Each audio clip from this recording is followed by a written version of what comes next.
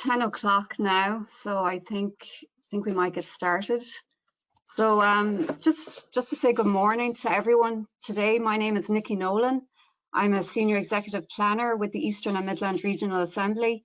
And on behalf of the 3 regional assemblies of Ireland, I welcome you all to today's Strategic Environmental Assessment webinar, which is a combined event hosted by the 3 regional assemblies on behalf of the EPA. So just to move on to the next slide.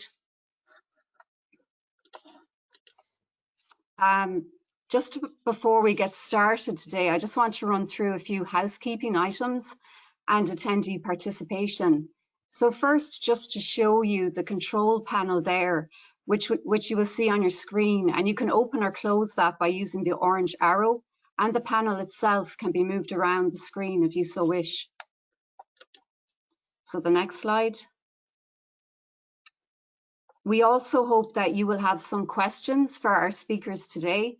And just to let you know that all attendees are automatically muted. And if you wish to make a comment or question, you should do so by using the comment box as highlighted there. So hopefully that's pretty straightforward for you all. We have IT support on standby too. So if you have any issues, you can write them in the comments box, and Alice and her team from the Southern Regional Assembly will give you a hand on that. We're also going to run a few polls between each of the presentations with a few questions that we want you to answer, and that would be a fairly straightforward exercise of selecting an option on your screen. So next slide, please. So this is our agenda for today, and just to explain briefly what the regional SEA Fora is. The 3 regional assemblies are members of this National SEA Forum, and this is a forum set up by the EPA, which is a sharing information forum between the key plan-making authorities and the 5 statutory SEA environmental authorities, which are the Department of Housing, Local Government and Heritage, the Department of Agriculture, Food and Marine, the Department of Communications, Climate Action and Environment, and the EPA.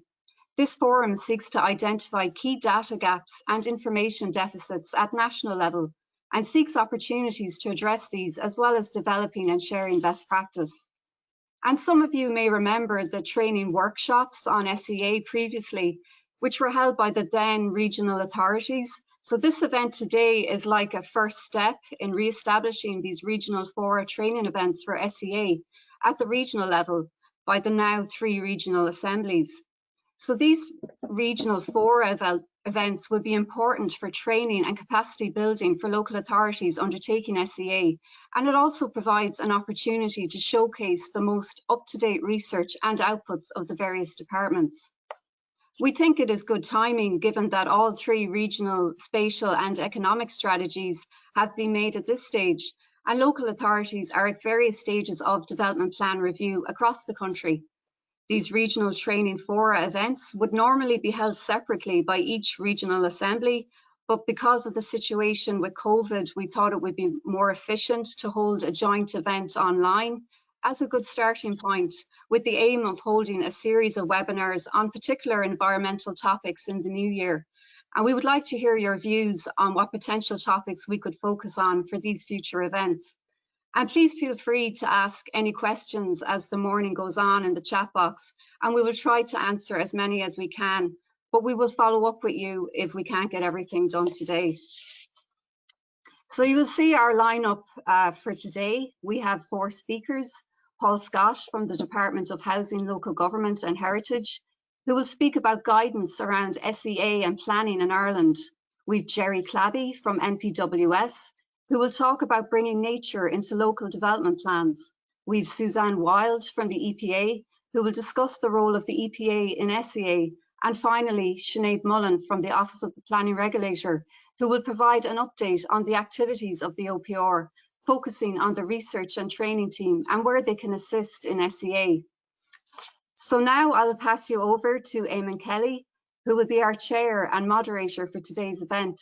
Many of you will know Eamon. He is a principal officer in the Department of Housing, Local Government and Heritage, and head of the EU and International Planning Regulation Unit within the Planning Division. One of his unit's responsibilities is national SEA legislation, and his unit sits on the National SEA Forum that I just mentioned, with the other environmental authorities. Eamon's unit also engages with the EU Commission and other EU member states in the EU's EIA-SEA expert group and with the UN-ESPON Convention's working party groups. Eamon is a chartered town planner, a corporate member of the IPI, and a non-practicing solicitor. He's been with the department now for over 5 years, initially as a planning advisor and then a senior planning advisor, and he's been a principal officer and head of the business unit for the last 2 years. So I'll hand the floor over to you now, Eamon. Thank you. Many thanks, Nikki, for the welcome. Thank you very much. So hello, everybody. As Nikki said, I'm Eamon Kelly. So I'd like to welcome you all to the first Regional SEA webinar, which I will be chairing. I understand that there's about 70 attendees this morning, so I look forward to hearing from you during the Q&A sessions. So as you will know, and as Nikki might have mentioned, the goal of this webinar, which is supported by the 3 regional assemblies and the EPA, is to provide updates on SEA legislation and guidance, and also to showcase new tools and research to assist planners with SEA in the preparation of development plans. So as Nikki has already said, it is intended that this will be the start of a series of webinars with subsequent webinars focusing on specific themes in the SEA area, for example, ecosystem services, and will hopefully lead to the re-establishment of the regional SEA fora to be led by the 3 regional assemblies. So, but by the way, before I introduce our first guest, I would like to thank Nikki Nolan from the Eastern Midland Region Assembly and Brian Riney, Regional Planning Officer from the Southern Region Assembly, for all their hard work in organising this event. And I'd also like to thank Alice and Catherine of the Southern Regional Assembly who are looking after the IT facilities. So just again, you already know this, but this is to be a sort of a 1.5 hour to 2 hour event. There'll be four presentations, each of which will take about a quarter of an hour, and then we will have time for a Q&A session after each speaker. And as Nikki also said, an online poll on your screen immediately after each presentation for which you can vote. And the poll will remain open for a short period, and then we'll go to the Q&A session, and I'll ask for the results to be shown then. So anyway, and now on to our first guest speaker. As Nikki said, it's Paul Scott, who works with me in the Department of Housing, Local Government and Heritage. So many of you know Paul, but Paul is a chartered ecologist and he works as an environmental planning manager at the Department of Housing, Local Government and Heritage. After an illustrious career in the private sector, and from where many of you will know him, Paul now works in the department alongside me and other members of the EU IPR unit, mainly in the area of strategic environmental assessment, EIA and appropriate assessment.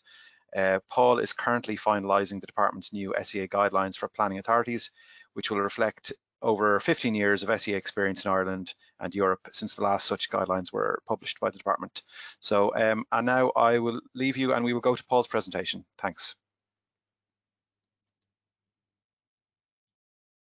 Good morning, my name is Paul Scott. I'm Environmental Planning Manager with the Department of Housing, Local Government and Heritage. Thank you very much for inviting me to talk today.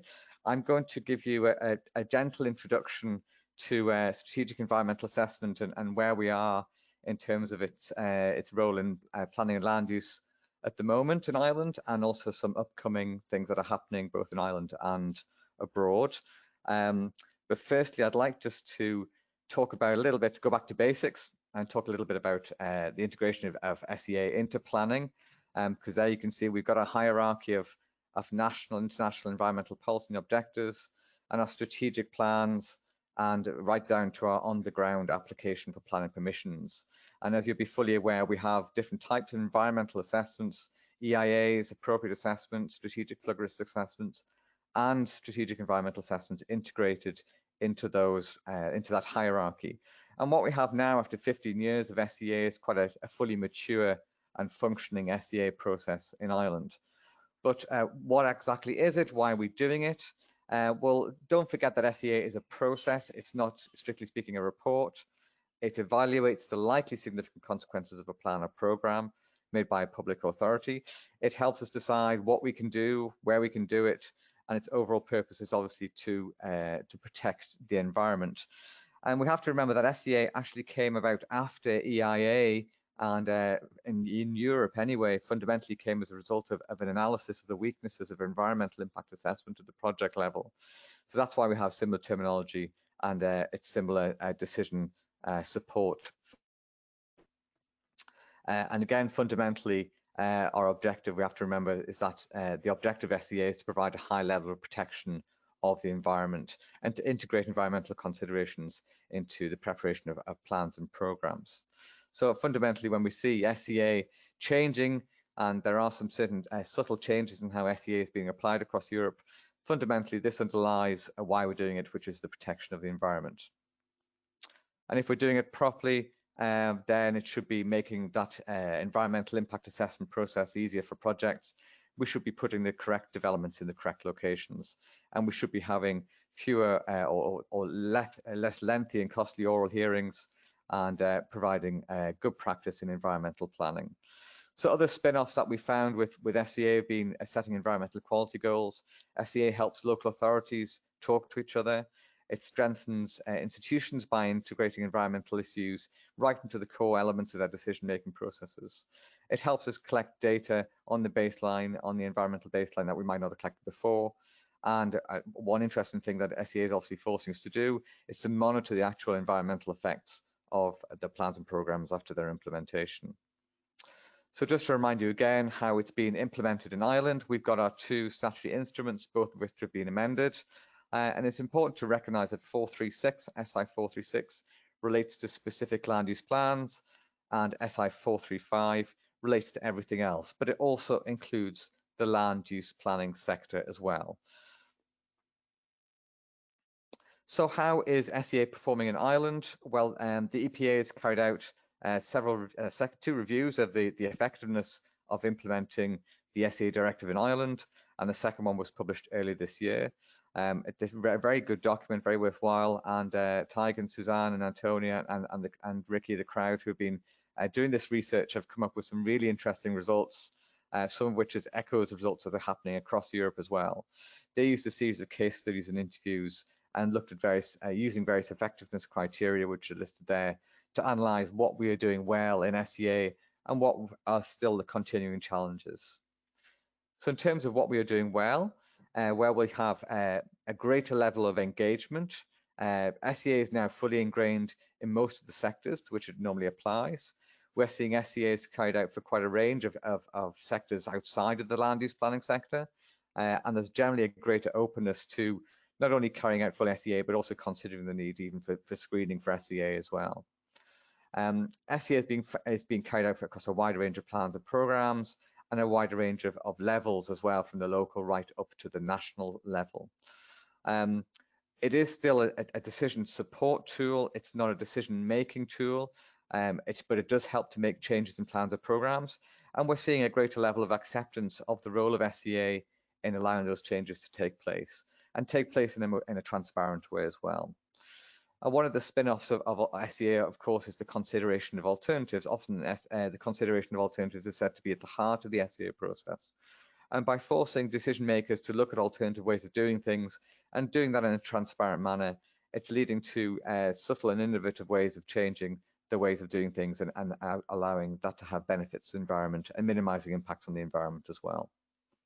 But it's not all a glowing report card. There are still some challenges. So alternatives is still a challenging process. Quite often it seems counterintuitive to start to come up with alternative ways of meeting the goal of a plan or program, and getting past political priorities or financial priorities or social priorities in considering alternatives that might result in improvements in the environment. That can still be quite a challenge to get that level of acceptance through to the decision makers. Monitoring is probably still the greatest challenge that we have, and that's been echoed across Europe as well. It's still the most significant gap in the procedure. Despite there being a statutory requirement for monitoring of the implementation of the plan in terms of its effects on the environment, there's still a reluctance or a lack of uptake of that process to actually happen. And similarly, the actual integration of the SEA process and integration of mitigation measures into the plans and programs themselves, whilst it might actually happen as part of the SEA process, there is still quite a big jump between that and actually integrating those into the plan or program itself. So what we're trying to encourage, what the EPA is trying to encourage in terms of their good practice guidance, is increased levels of integration of the SEA into the actual text or the meat of a plan or program that's being approved. And there are still challenges regarding engaging the public and trying to get the best out of public participation and consultation processes as well. Now, concurrent with the evaluation of SEA effectiveness in Ireland, there was also an evaluation of the implementation of the directive under the European Commission's what they call the Regulatory Fitness and Performance Programme, the REFIT programme. And that was a very, very large-scale study that looked at all the member states and asked them some very, very broad range of questions about the level of effectiveness of implementation of the actual directive itself. The overall purpose being to find out, as I state there, what works, what can be proved, to what extent of the objectives of the directive have been achieved, and why some elements or features are successful or not. In other words, to find out, is the directive still fit for purpose? And you can see from that bar chart just an example of one of the results of the refit process. This was asking the question is how or to what extent has the SEA directive contributed to a high level of protection of different environmental issues? You'll be aware that SEA just doesn't cure the pure environmental issues like flora and fauna and soil, water and air. It also covers things like population, human health, material assets, etc. And you can see some of the attributes, things like biodiversity, flora, fauna, water and air, they have lots of baseline data associated with them. So it's quite easy for the assessors to integrate that into the SEA process, where there's some other sectors covered in SEA, such as population and human health, where there's less clear baseline data that can be used for the purposes of SEA.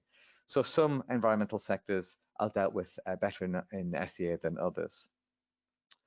Other challenges that we have in Europe, one of the biggest headaches for some member states is the widening scope and definition of what is a plan and what is a programme that will fall under the remit of the directive.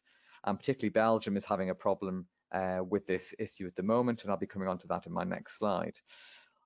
Similar to Ireland, across Europe, the challenges of ensuring the monitoring of the implementation of plans and programmes is an ongoing challenge for most member states. And again, addressing the ability to address new environmental challenges such as climate change, ecosystem services and things like that. And the SEA process, the SEA directive, when it was drafted in the late 1990s and early 2000s, it didn't anticipate such issues being at the heart of some of the environmental decision making that we're seeing now. So the ability of the SEA process to adapt and change to address these new environmental challenges is still, itself is a challenge. But going back to the first one there, the scope of the SEA directive, the directive hasn't changed. It's not likely to change. So in terms of how it's actually applied across Europe, that's being clarified through several different tests, mostly in the ECJ and European Court of Justice. And one of the most important cases is referred to as the Doutremont case. And I'm just going to say a few words about that now. So the Doutremont case was really an issue of deciding what is a plan or programme that may require assessment under the SEA directive. This was a case that originates back into 2013, where the Walloon region in Belgium, they published a map, a regional map showing areas for wind energy development. That in itself underwent a type of environmental assessment, a type of strategic environmental assessment, and ticked the box in terms of applying or ensuring that map and wind energy locations would have minimal effect on the environment. However, that was followed up by a supporting text document referred to as an order, which introduced some criteria and some rules regarding things like shadow flicker, noise, and other issues like that, separation distances and things like that, that might be, or that would have to be taken into account when designing wind energy developments and improving them. Now that order in itself, the Walloon regional government didn't see that as falling under the definitions of a plan or programme, and so it didn't undergo a strategic environmental assessment. And Petit Doutremont and others took this case up through the national courts, up to the European Court of Justice, and won their case with the European Court of Justice, basically declaring that this, because it does set strict rules, and if I quote from it, a significant body of criteria and rules for the granting and implementation of projects, because that order did so, it should have undergone a strategic environmental assessment. So the lesson that we're getting out of this, and several other cases also coming out of Belgium, often to do with wind energy and the similar types of orders, was that where you have It doesn't really matter what the title of it is, whether it's guidelines, a circular, whether it's legislation, whether it's an order or an instrument. If it sets the framework for development consent and if it has strict, a significant body of criteria or rules that influence those consents, then it could be that the SEA directive applies to it. So we are seeing a clarification of the application of the directive, and that's one of the most important developments that's happening in Europe at the moment. So looking forward to the future, well, I'm very pleased to say that the new SEA guidelines are just about there. We're hoping to get them out for consultation very, very soon. The original guidelines are now 15 years old, and they are being revised to take account of case law, of experience that we've acquired in the SEA sector. And the guidelines are targeted at the land use planning sector, though I'm aware that other sectors will be looking to see general themes that are emerging in them. It's focused on the procedures. We believe that the gap filled for the requirement for good practice advice is more than adequately catered for by the Environmental Protection Agency's good practice notes. And wherever possible, though, we're trying to integrate some of that good practice, and particularly the feedback from the refit review and the effectiveness studies from the EPA. We're integrating that into the new guidance so that we can promote the benefits of SEA wherever possible.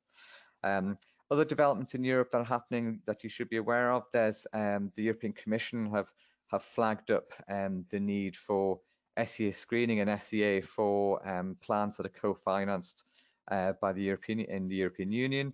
So there's obviously they're still looking at keeping an eye on compliance with those co-finance plans as well.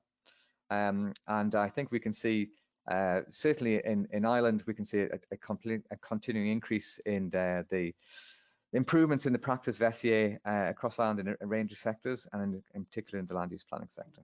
Thank you very much.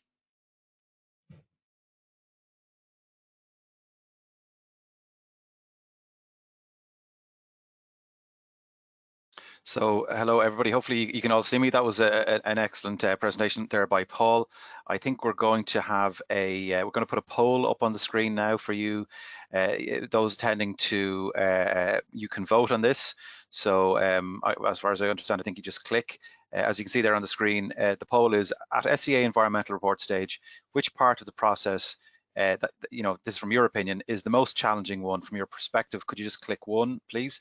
So obviously the options are development and consideration of alternatives, assessment of likely significant effects of the relationship with other plans and programs, and establishing mitigation measures. And the last one is monitoring.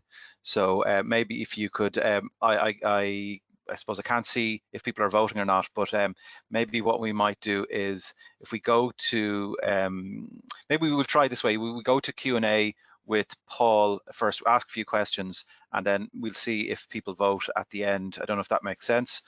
So maybe Paul, if you could turn on your, webcam and your unmute yourself. If you could let me know you've done that. I've done that now. Hopefully somebody can see me. Great stuff. So hopefully you're on the screen. I don't know. I will, Alice, will we try? Do you want to see if we can see what level of response we've got on the poll? Do you want to do that now?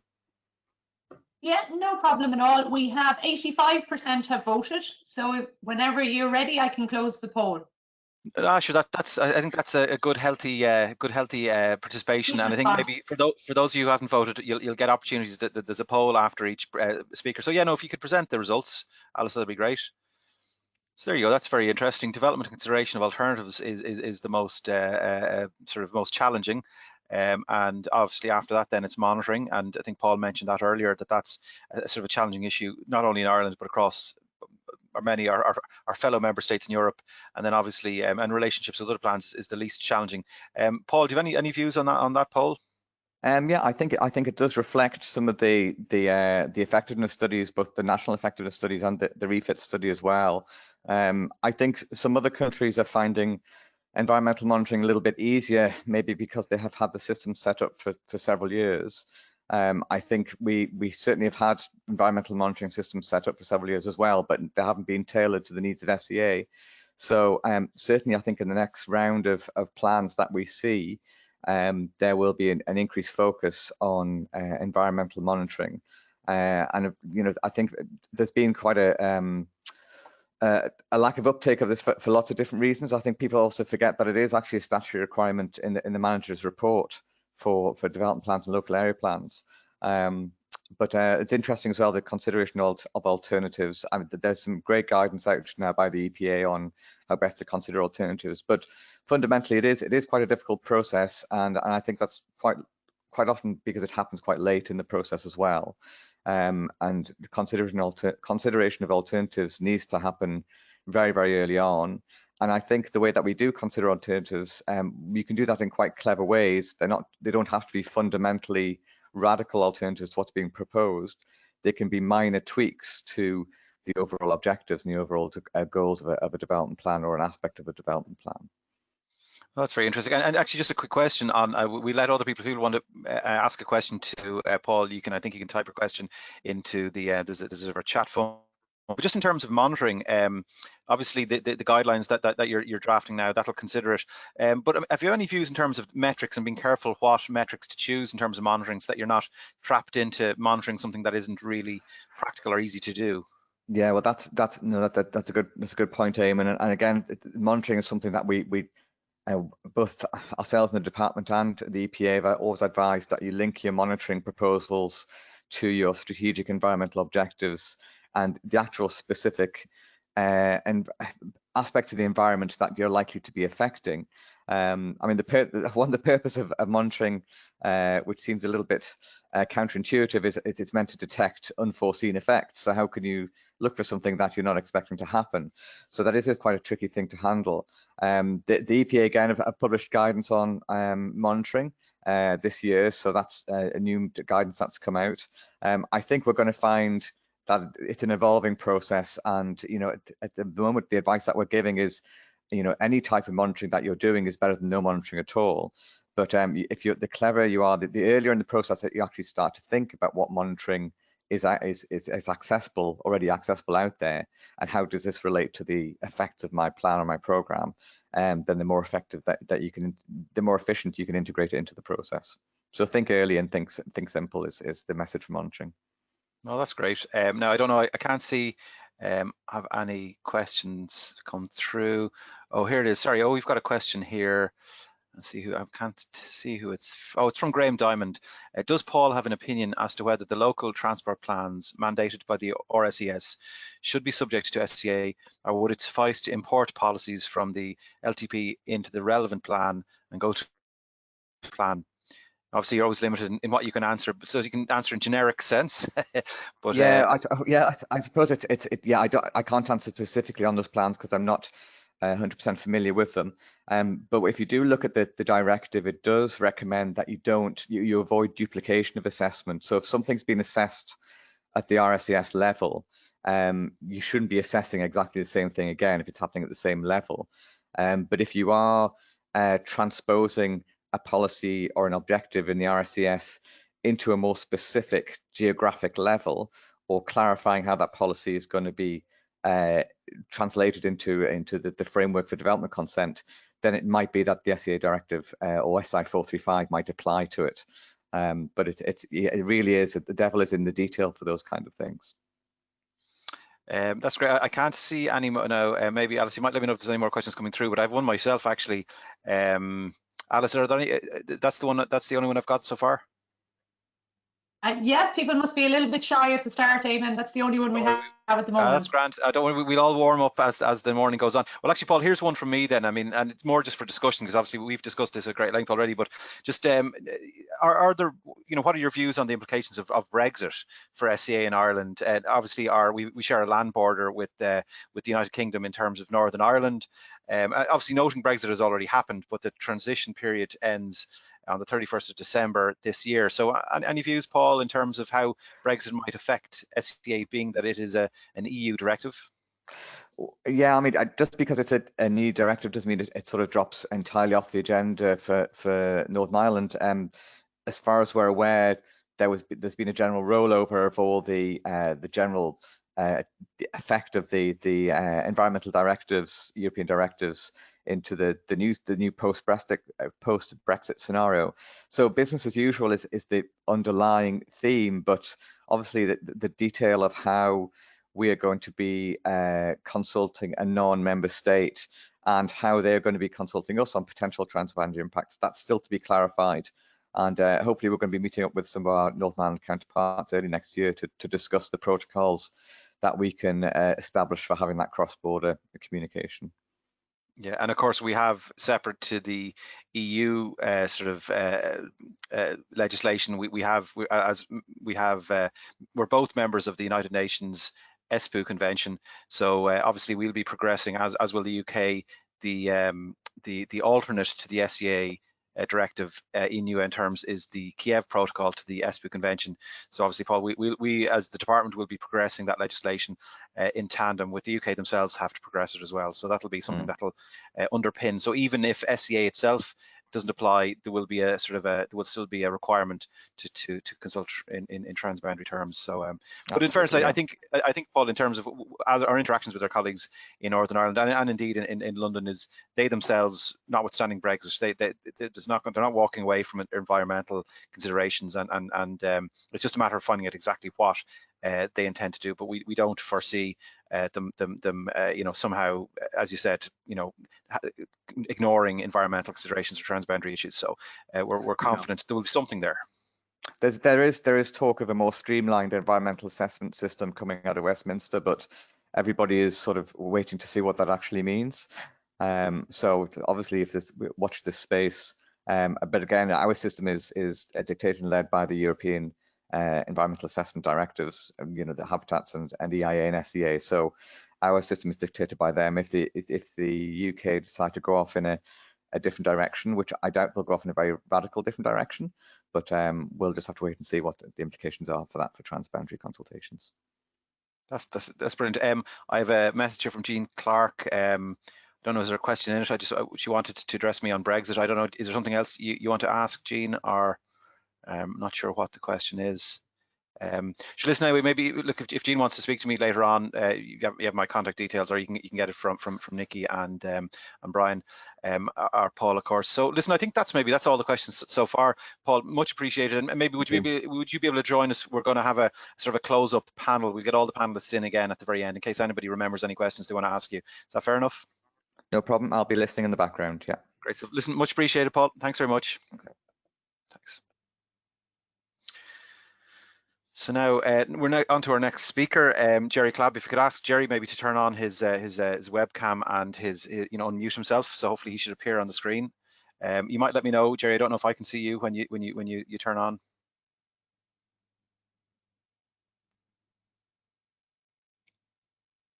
Don't know, Jerry. Are you there? Great stuff. Thanks. I can see you now, Jerry.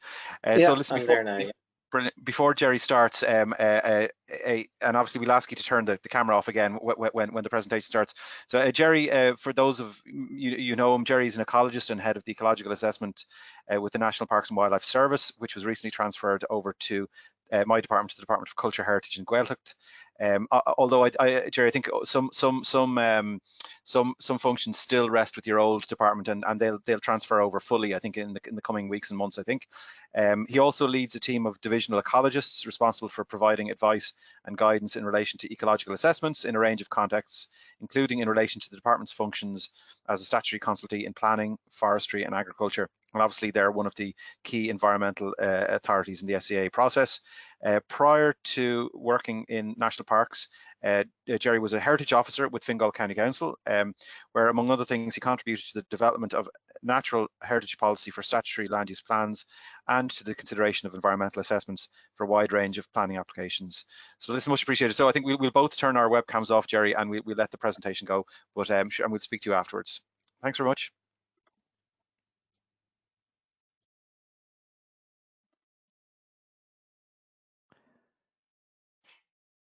I'm delighted to have the opportunity to talk to you today.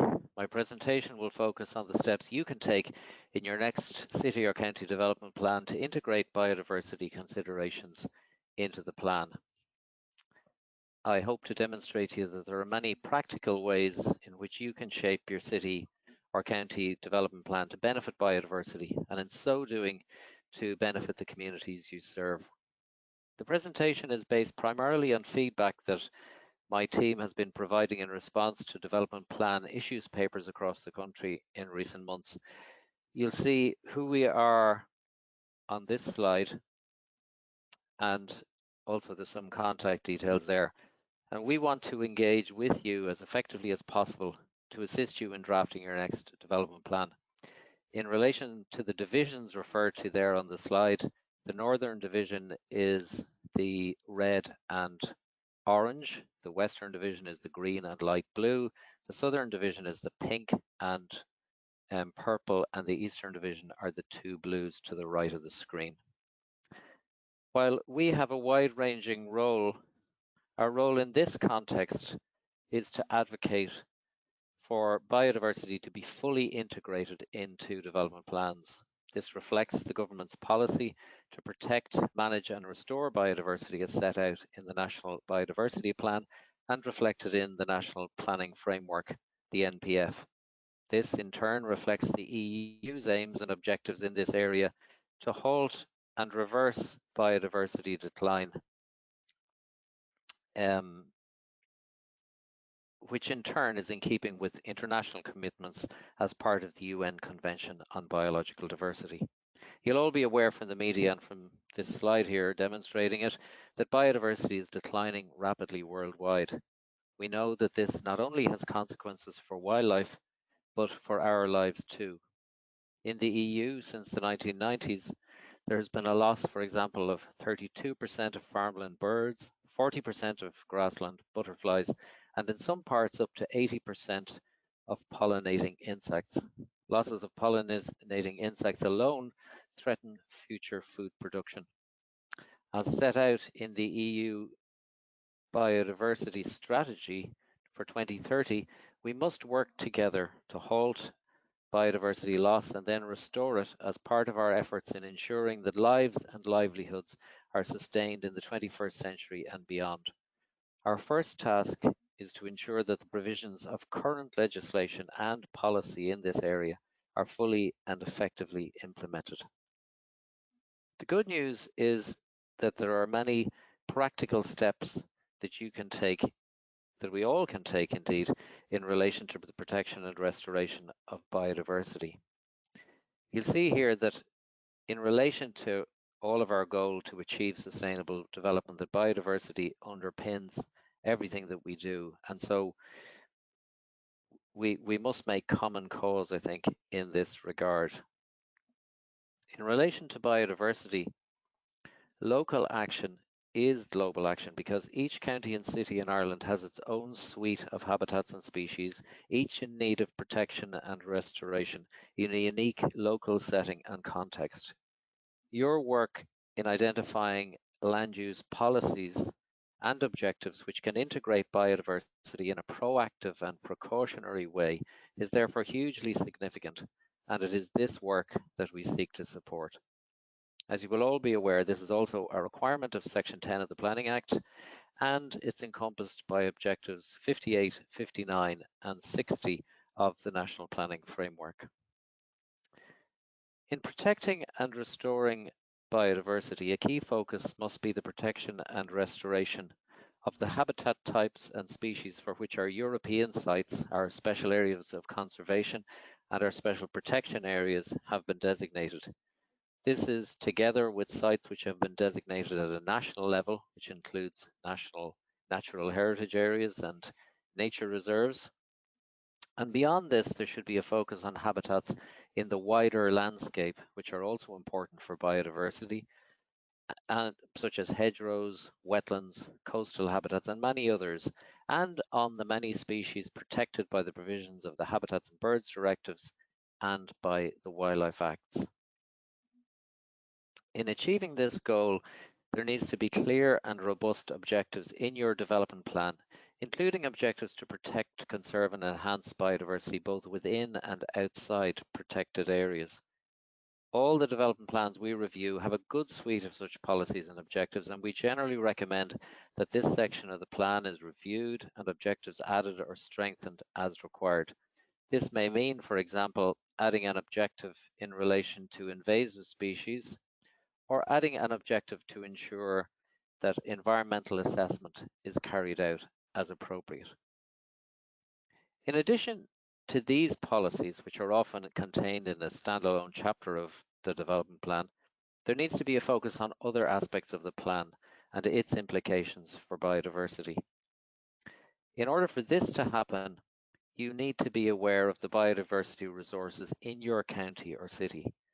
And here I'd like to commend the work that has been undertaken by many councils across the country in undertaking wetland surveys or hedgerow surveys or various habitat surveys in different parts of the country. This work greatly adds to knowledge hello nationally, everyone, I don't know if anybody can but hear me, also but crucially I think there might be adds some to the technical evidence base difficulties. which you Hopefully can we'll use get to back to you inform your soon next on draft that. development plan. So hopefully Alice will Using be able to sort available this out. information in this way will Thanks. ensure that proposals which are brought forward support biodiversity protection and restoration.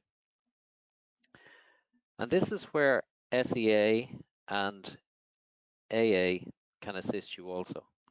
For example, at SEA scoping stage and at environmental report stage, there's an opportunity to consider the biodiversity baseline and to define the particular pressures that biodiversity is under in your county or city.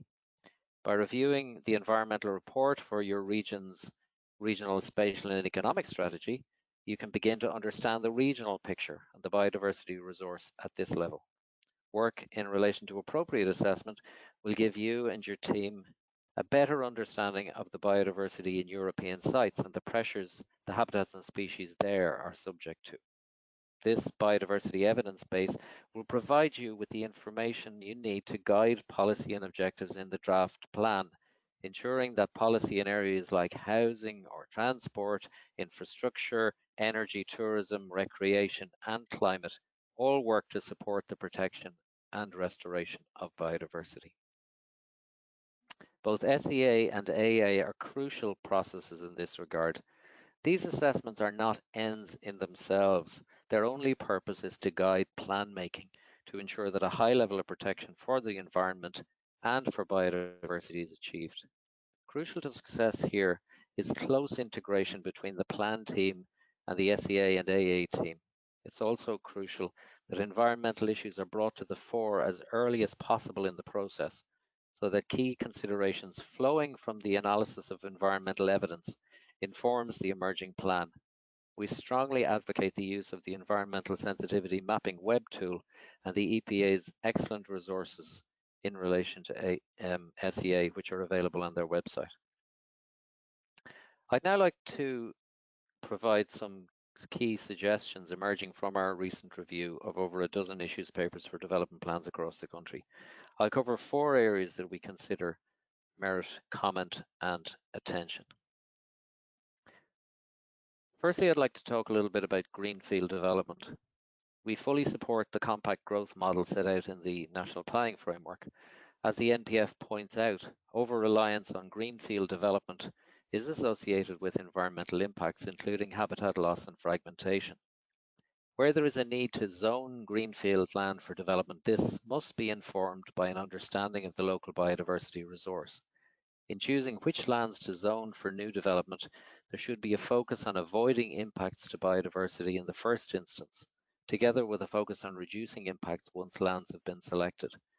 In particular, impacts to key resources such as European sites can be avoided through careful consideration at this stage. Once lands are selected, consideration should be given to retaining important landscape elements that we know are important for biodiversity while providing for new development.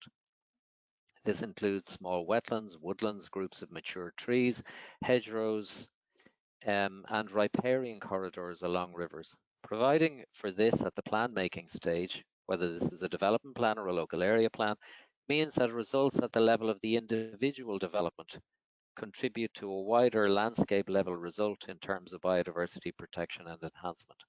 In this regard, we fully support and welcome the NPF's call for a green infrastructure and ecosystem services approach to be incorporated into the preparation of statutory land use plans and the resulting policy in this regard, which is set out in the regional, spatial and economic strategies. Second issue I'd like to talk a little bit about is tourism. Where tourism initiatives are being proposed, it's important to understand that tourism is underpinned by our landscape and its rich natural and cultural heritage resources. This is a part of Ireland's unique selling point internationally, and one that is commented on in every Fáilte Ireland survey of tourists who visit this country over many years. Protecting these resources, therefore, will protect tourism in the long term. It's important to ensure that tourism developments take the need to protect and sustain biodiversity seriously and take these matters into account at the earliest stage of planning such initiatives. Planning strategically for tourism development is also important, taking into account the carrying capacity of different locations. Where areas are important for nature conservation, such as our coast, our rivers, and our lakes, this must be recognised and policy framed accordingly. Policy should not be formulated on the basis that issues can be sorted out at the project level with little consideration for biodiversity at plan making stage. Rather, policy should be evidence-based and formulated in ways which seek to protect, restore, and sustain biodiversity from the outset. The second, or the third item I want to talk about really are greenways. Sustainable transport is vital for our future, and the development of greenways, cycleways and walking routes is most welcome. As advised in the National Greenway Strategy, greenways and linear trails should be designed taking into account and avoiding where necessary the sensitivities of our natural heritage. Commitments to specific routes are best not made in development plans in the absence of the necessary detailed environmental assessment. This is because many of the same risks to nature conservation interests and biodiversity, which are associated with all linear developments, arise in relation to cycleways and walkways. These include, for example, and as you can see from the slide here, this is a mock-up of a proposed walking and cycling route in North County Dublin.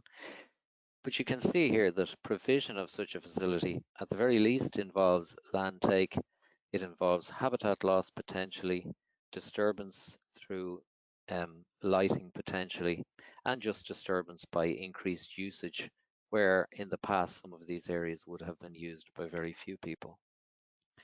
So our recommendation is that greenway proposals are subject to route selection processes to ensure that significant impacts to biodiversity can be avoided in the first instance, including impacts to European sites, and then appropriate mitigation measures are put in place as required once a route has been selected.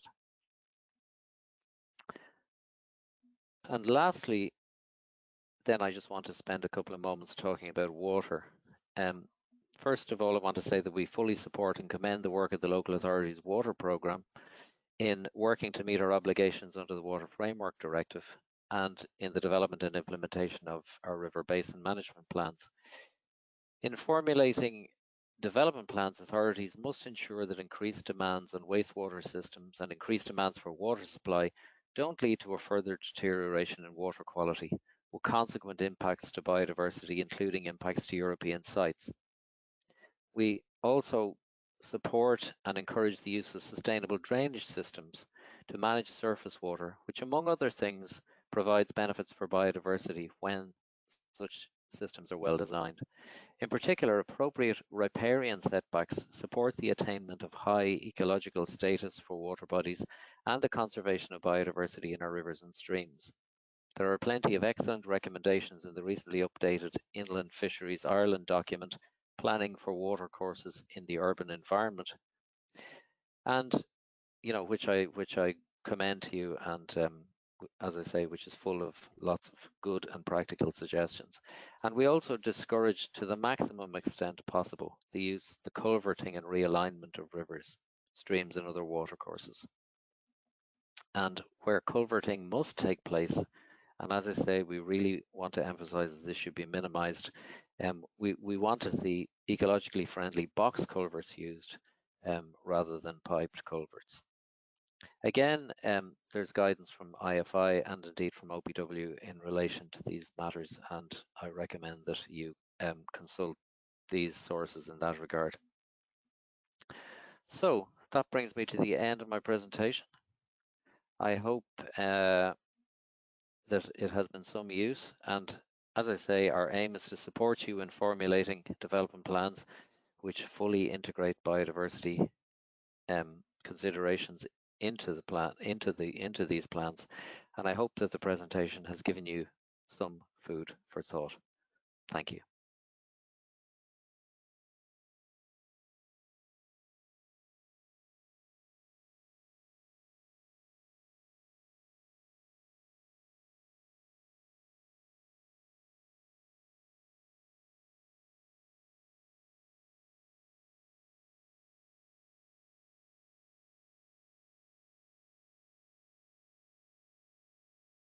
I think Eamon might be having a few technical issues, so I'm going to go ahead while we're waiting for Eamon to come back to us and launch the poll. So this is the second poll, and I'll launch it now for you.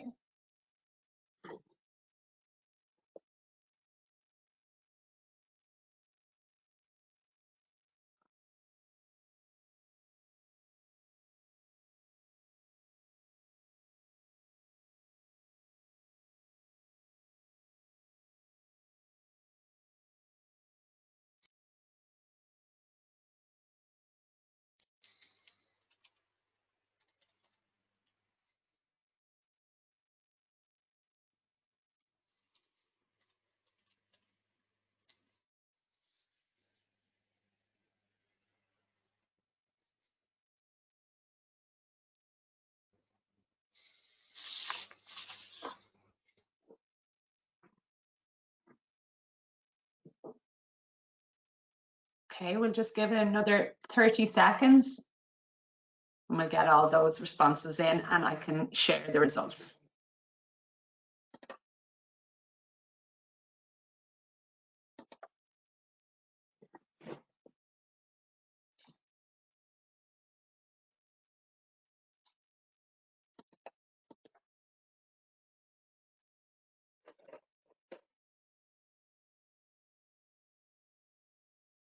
Hello, Alice, can you hear me now? Yep, I can hear you now, and the results are there for you now of the second poll.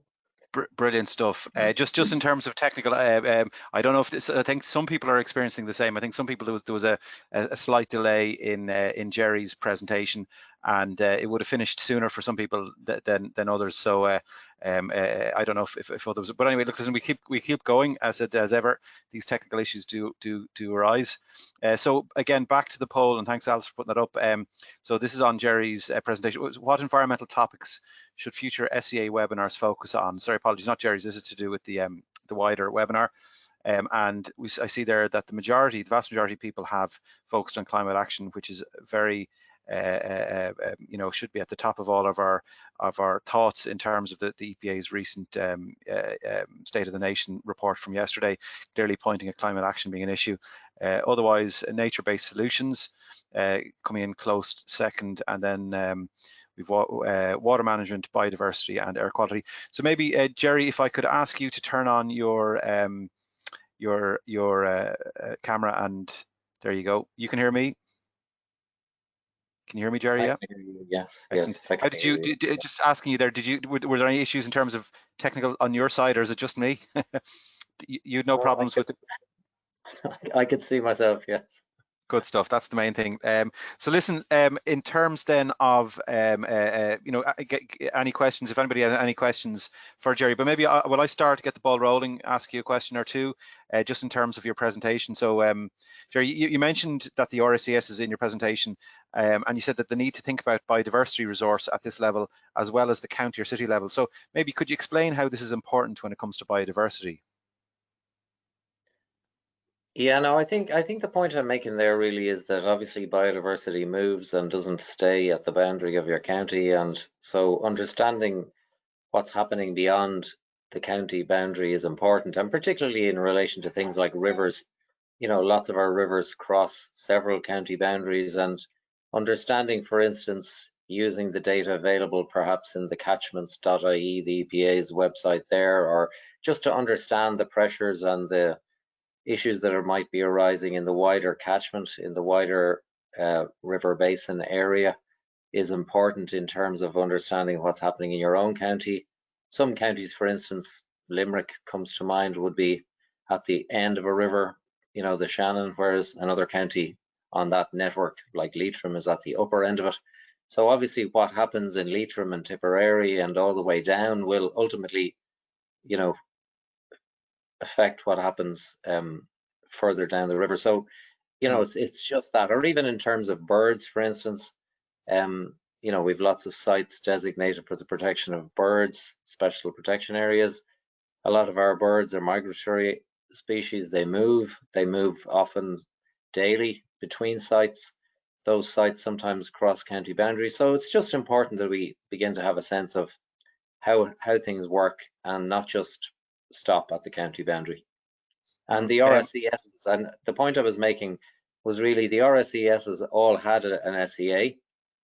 There's a large environmental report accompanying all of those, and there's plenty of good information in there, and that's available for people to use. And you know, it's a resource for your own plan. Yeah, and in terms, and obviously, I think as Paul had mentioned before, in terms of, you know, the hierarchy of the National Development Plan, the RSES obviously feeds into the development plans below. So I'm sure you'd expect to see a lot of those objectives follow through into the development plans underneath, in terms of from an SEA point of view as well. You'd expect. Yeah, for sure.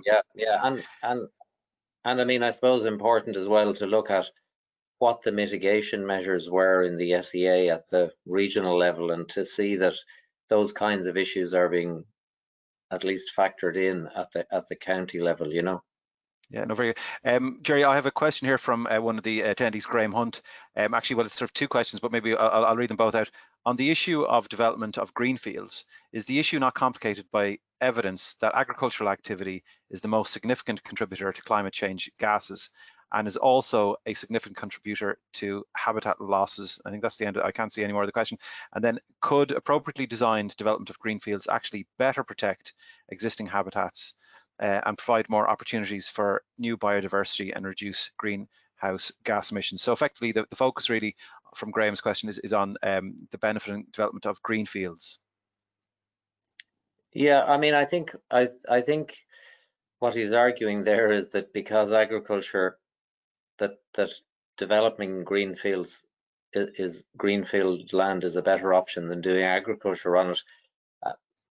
I mean, look, I suppose I did say in my presentation, I mean, we support the idea of the compact growth idea. I think if you look in the National Planning Framework, I think it's talking about large percentages of development to be catered for within current urban footprints. And I think that's something we would support. I think obviously good urban development, particularly if, you know, green infrastructure is integrated into it well, can be good for biodiversity. But I think just more and more land take, with all of the issues associated with that. I mean, I think it's a matter of doing good development on the one hand, and then perhaps looking at agriculture and its impacts on the other hand, rather than deciding that we'll just go ahead with lots and lots of greenfield development, which obviously in its own right also has implications in terms of climate as well, because it encourages larger commuting distances and all of those kinds of things. And so for sure it's a complicated question, but I think you know, one of the things I suppose with biodiversity conservation is generally we're better off conserving what we have where it is, rather than trying to recreate it. And that's not to say that, you know, so our view in relation to agricultural biodiversity as well, we need to change agricultural practices to support biodiversity where that's an issue. And, you know, we need to get on with doing the compact growth in relation to planning and development. So I hope that answers that question. That's great. We've got a few questions coming in, Jerry. So one here from Keane O'Mahony. So he says, great talk, Jerry. Would you support the call for a national policy position on the environment to help address the decline in biodiversity nationally and locally? So from Keane O'Mahony. Yeah, and I think obviously that's coming out of the EPA's report there, which was published just yesterday, which makes sobering reading for all of us, I think. And I think the idea of a national policy position on the environment is to try and integrate, it kind of speaks to the previous question as well, that clearly we have to do several things at the same time. So we have to take climate action, we have to look after biodiversity, we have to look after lots of things at the same time. And we don't want those things to compete with each other, because it's important that we try to do them all together, all at the same time.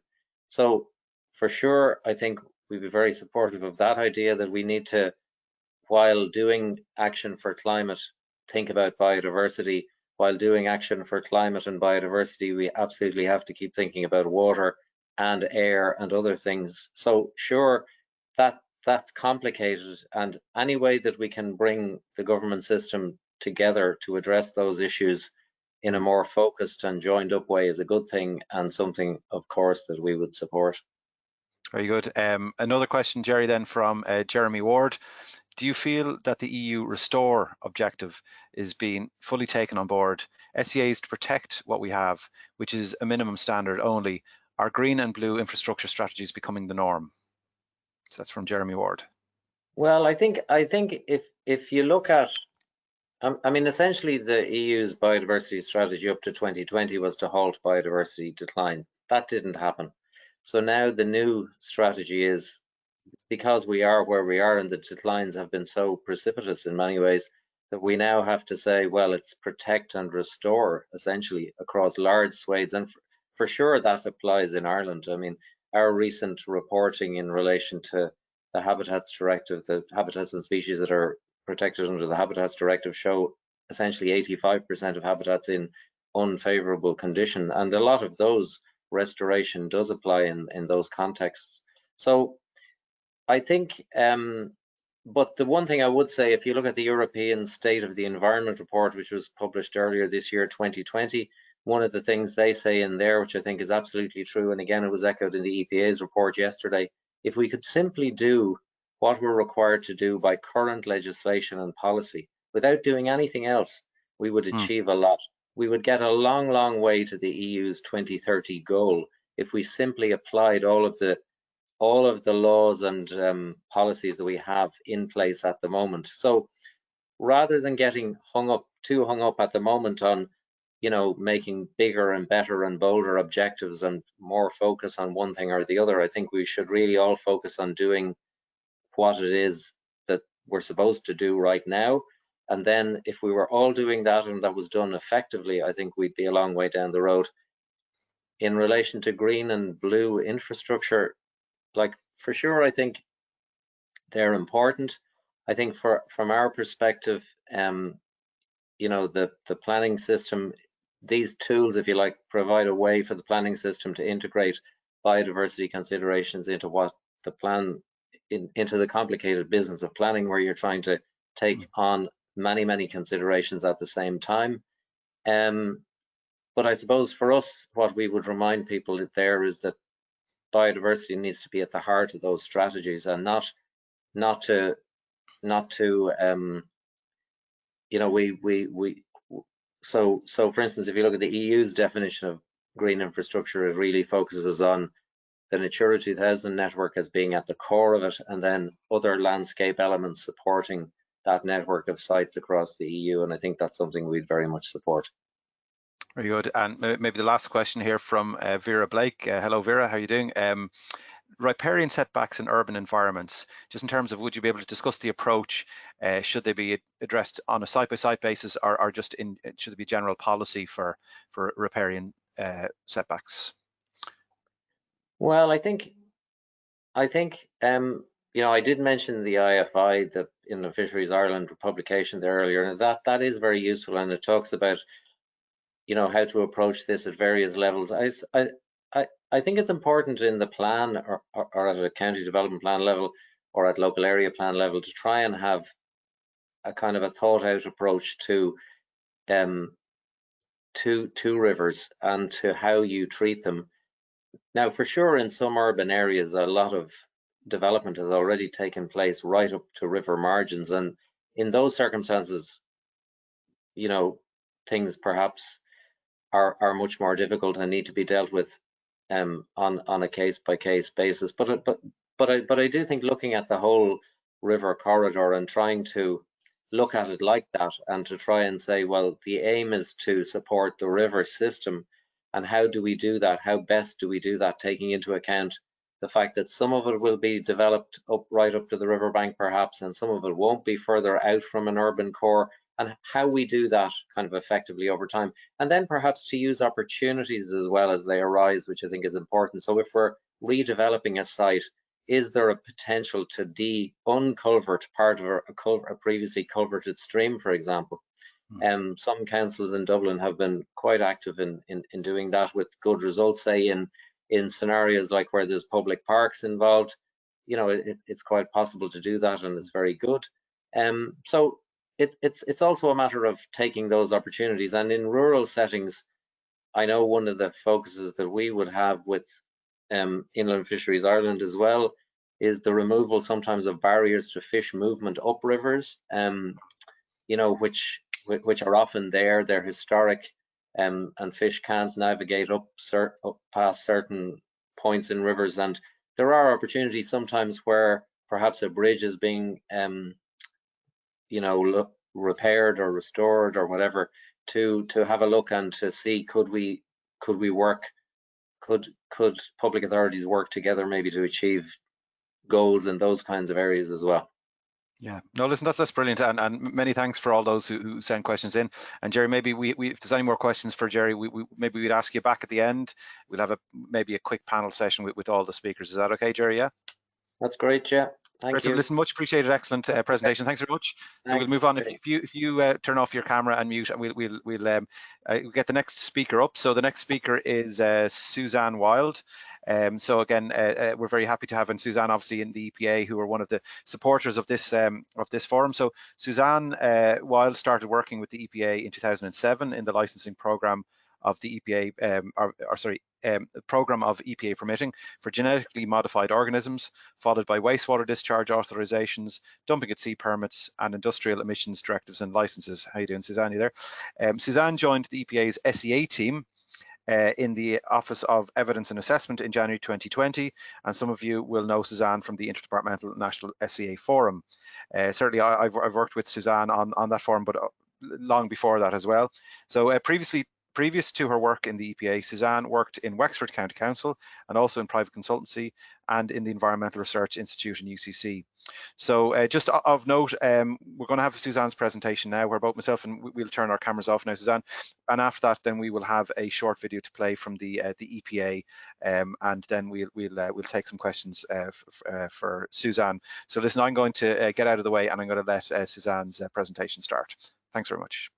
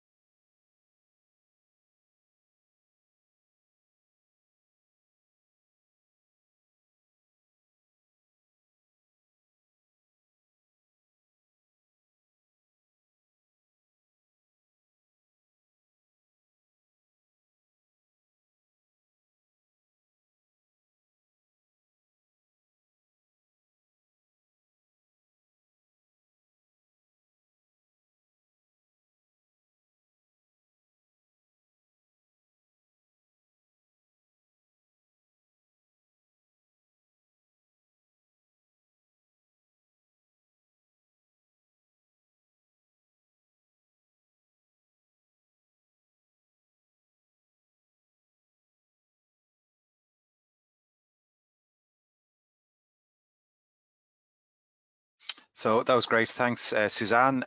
Before we go to Suzanne to ask any questions, we have a short video to play. So as you will have heard, the EPA's State of the Environment report was published yesterday, Wednesday, 25th of November. This report, which is published by the EPA every 4 years, provides an assessment of the overall quality of Ireland's environment, the pressures being placed on it, and the societal responses to current and emerging environmental issues. So to accompany this report, the EPA has produced a short 3-minute video, which we will now play, and then we can take questions to Suzanne afterwards. So we'll both get out of the way. Thanks.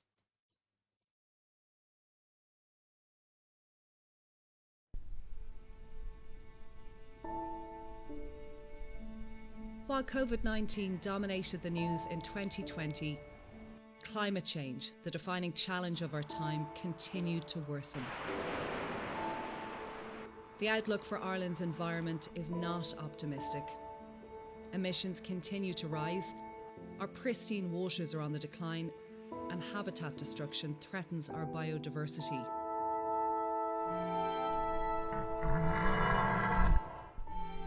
Environmental indicators across many areas are going the wrong way.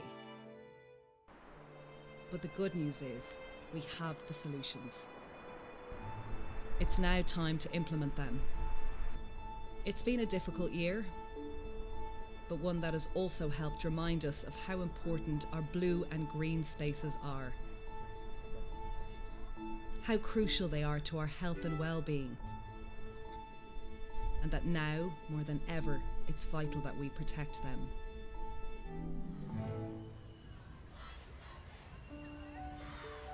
This has all led to a growing understanding among us and our policymakers that change is needed.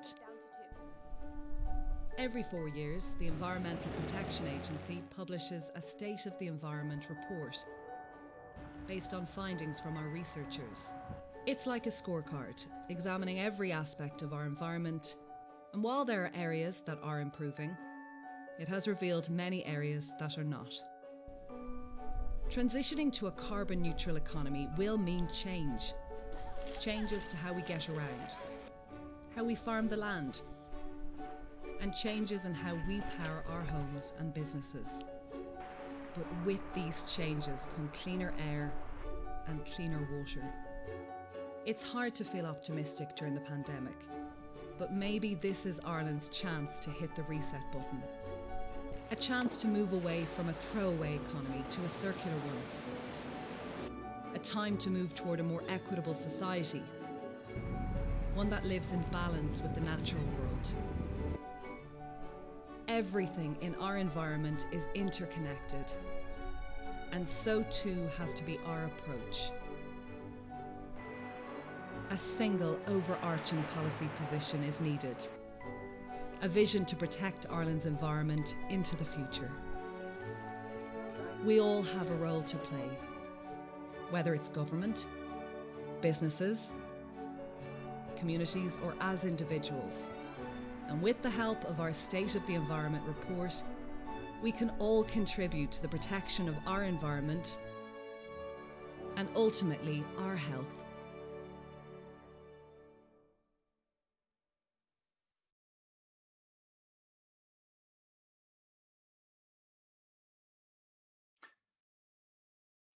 So that's it's sobering stuff from the EPA, and for those of you who've had a chance to start reading through the document again, it is sobering, you know, in terms of the deterioration in environmental quality in the last 4 years, but it is good on a positive note to note that we do have the solutions at hand, both as government agencies and as individuals. But I think it's clear that change is needed, and we all have a role to play. So maybe Suzanne, before getting into any questions, do you have any particular views yourself on the report, or just even from an SEA point of view in terms of how SEA might assist? Yeah, I suppose particularly in relation to the environmental policy, it's kind of an ideal place for SEA because it brings all of the aspects together. So certainly it'd be great to have something like that. Yeah, so maybe just to get, I don't know if I can't see any questions coming through, but maybe even just to get the ball rolling, a question for you, Suzanne. So what are the key actions that will be delivered by the new SEA action plan that you mentioned? You might go over those. Yeah, I suppose, Eamon, you're as well familiar with this as I am at this stage. One of the key things, well, there's a number of key things, but in particular, some things have rolled over from the previous action plan, in particular the SEA portal, which were determined between all of us at the end of this SEA action plan. To have something in place. I should say that the action plan hasn't been published yet. We hope to have it published either before the end of the year or certainly very early in January, and it's for the period 2021 to 2025. Other things in it in particular that will be of relevance to this audience is we hope to develop an SEA training course, which at this stage I think is going to be an online one. We hope to have it affiliated with the IPI and have CPD points in it for the planners. It'll have modules on monitoring, alternatives, and all the stages of the SEA as well. And there's a huge list of guidance which between all the environmental authorities that we hope to publish. Paul mentioned transboundary issues earlier, so there's transboundary guidance, there's guidance on health issues hopefully, or research on it, screening, water, energy. Yeah, I think they're the main things. Great. I think. And you'll be able to reach out to, let's say, wider than the National SEA Forum through the regional assembly fora, for example. You'll be working with them on that basis. And apologies to Alice and Catherine. I think I forgot in my excitement with the video, I forgot to mention the poll. So we actually do have a poll that we can maybe put up on the screen. I don't know if that can be done. So this is the third poll, and we'll get back to Suzanne. We'll continue with you afterwards once we get this this vote through. Poll 3 is what do you think is needed to help provide greater integration of SEA into plan making? If you could just pick one quickly, and if you can go through, if you can pick that, then we can get the results up on the screen, and then maybe we can ask Suzanne about it. So the options are, so again, what do you think is needed to help provide greater integration of SEA? Is it SEA training for relevant local authority staff? Is it further SEA process or sectoral guidance? Is it a dedicated SEA resources within your own authority? Or is it more networking events to share best practice examples? So maybe you could choose which one is your preferred approach, and maybe then Alice, if you could put the results up on the screen whenever, if you sort of hit enough. There we go. We get the results are in. So there we go. Dedicated SEA resources within your own authority. So that's very interesting. So that's something again. I'm sure that the regional authorities and all the various other authorities that are attending will be interested to see that. So in-house assistance is good, and again, we might even discuss how that might be implemented. The next thereafter is SEA training for relevant local authority staff.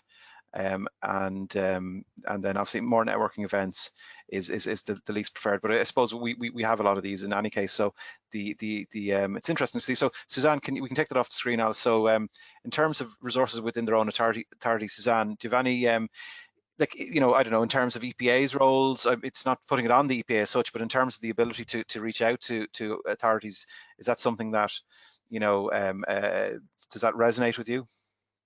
Yeah, I suppose that's another thing that we have in the action plan actually, Eamon, is for authorities to review or to look at the resources that they have available to themselves, and to decide or to give consideration to whether there should be dedicated assessment teams in place in each of the local authorities or organisations, may that be the case.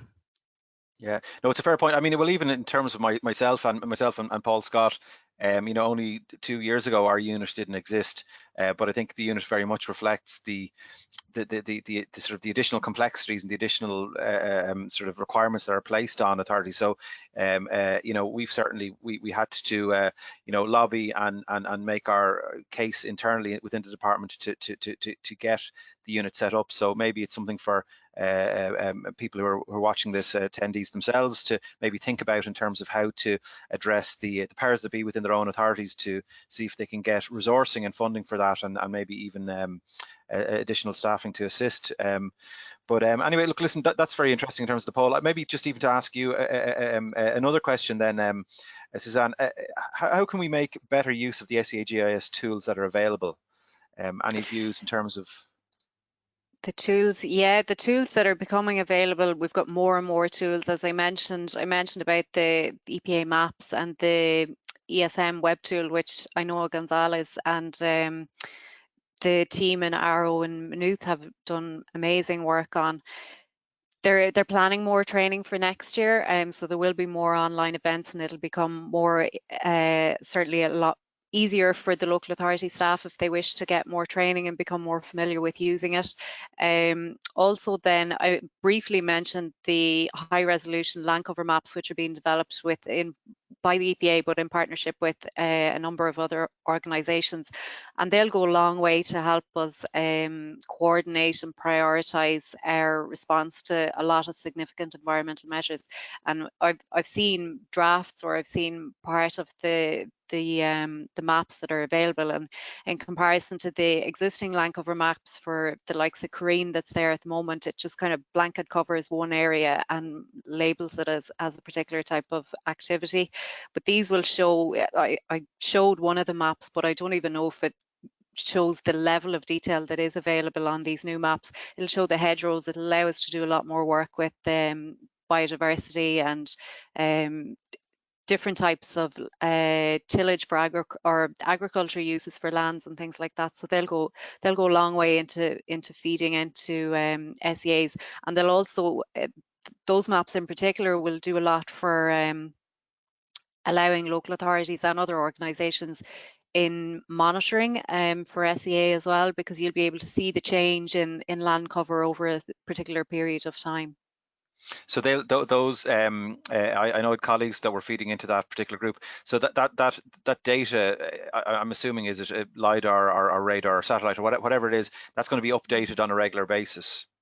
And yeah, will we be able to see layers of what was there before? Will those sort of tools be available? Yeah, I'm not sure the years or the time. I can't remember if it's 3 or 5 years, but yeah, you'll be able to see the differences between what was there before, and particularly for things like bogs and things. If there's changes in peatlands and things like that, they'll be very useful for that type of stuff.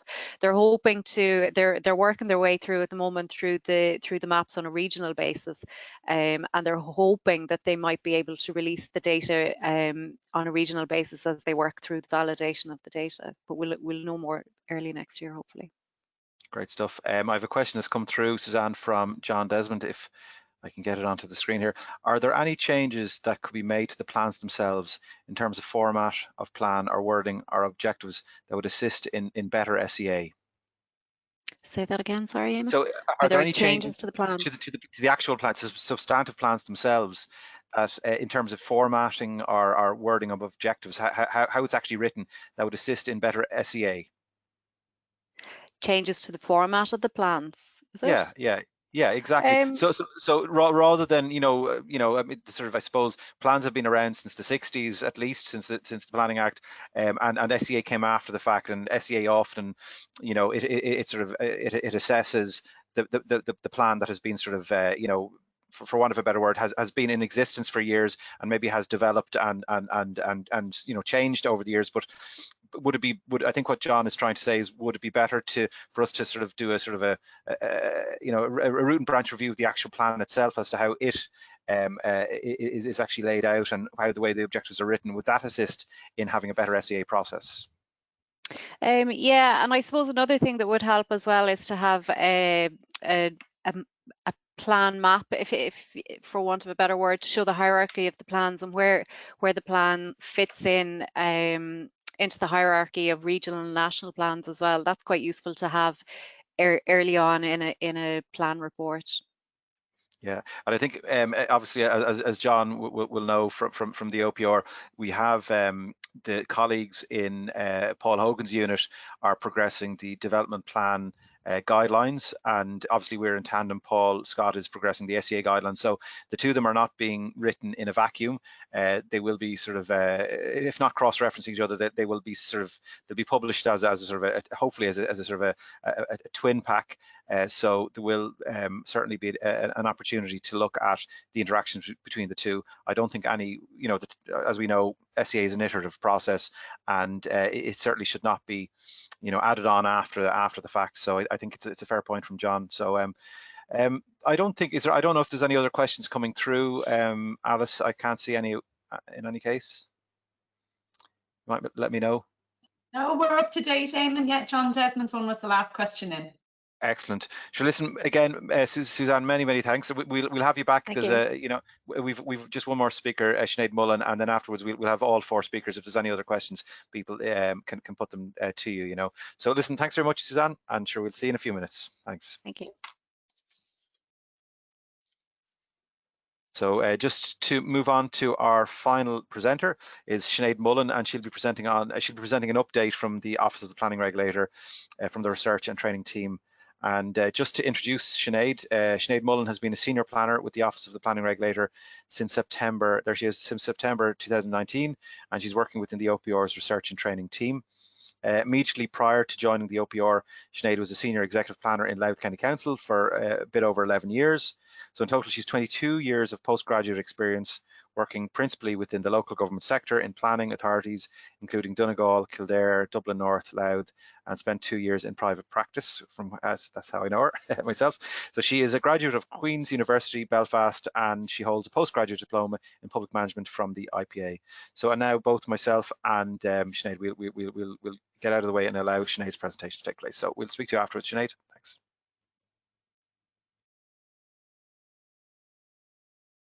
Okay, good morning, everyone. I'm Sinead Mullen from the OPR, and as indicated by Eamon there at the outset, it's been some time since this regional fora convened. I think it's maybe a while ago under the previous regional structures that this grouping have been together. So we thought it was timely, as with the changes there have been in the planning landscape since then, to maybe let me have the floor and just briefly bring everybody up to speed on the OPR and where we are. So apologies if you've heard some of this before. So we were established in April 2019, and we have our strategy statement published within 6 months of establishment, and we have just had our first annual report published for the year 2019. There's about 20 of us in the team in the office, and there are 3 teams in total, and we've just taken possession of our new offices in Park House, although we've not obviously all been there at the same time, just with the current climate. So our purpose emanates from the Mahon Tribunal, which sought to strengthen the independent oversight of the planning process through what has become our 3 main functions. So our first function is probably one that most commonly known, and that is the plan evaluations, where we assess statutory plans of the local government system.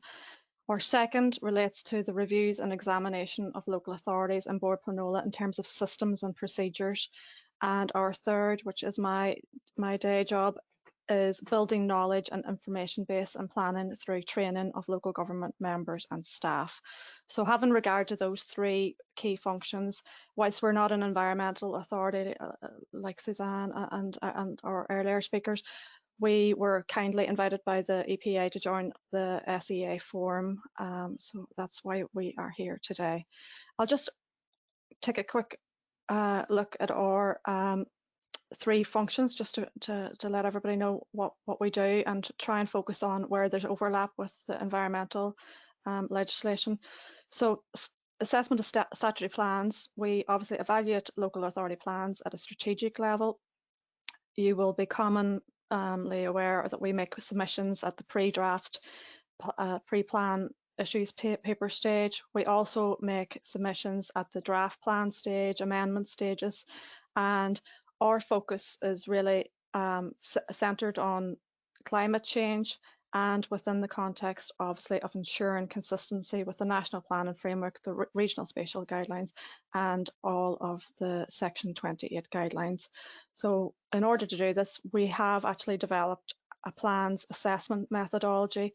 It's in draft form at the minute, and we're just waiting to finalise that when hopefully the department's development plan guidelines are issued by the end of this year, and hopefully that will be available at that point. So what is the OPR's role in SEA, here you ask? And I suppose first of all, just to recap, we're not an environmental authority as per Article 6 of the directive. We are not a decision-making authority. That obviously rests with the elected members, but we do have a role in terms of the Section 28 guidelines, and in particular Section 10 mandatory objectives for making development plans, and Section 10.2n, there's a particular focus on that for our agenda that was given to the OPR when we were established.